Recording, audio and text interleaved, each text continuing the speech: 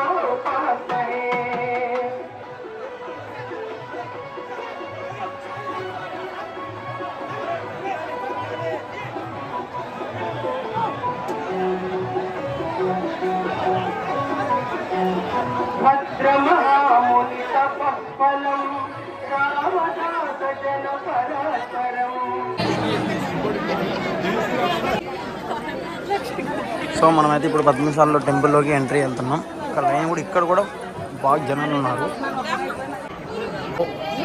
ఇక్కడ కూడా చాలామంది జనాలు ఉన్నారు.